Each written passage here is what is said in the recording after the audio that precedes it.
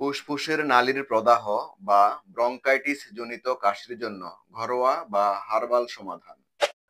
তুলসী পাতার রস 3 থেকে 4 চা-চামচ দিনে 2 বার মধুসহ খেতে পারেন।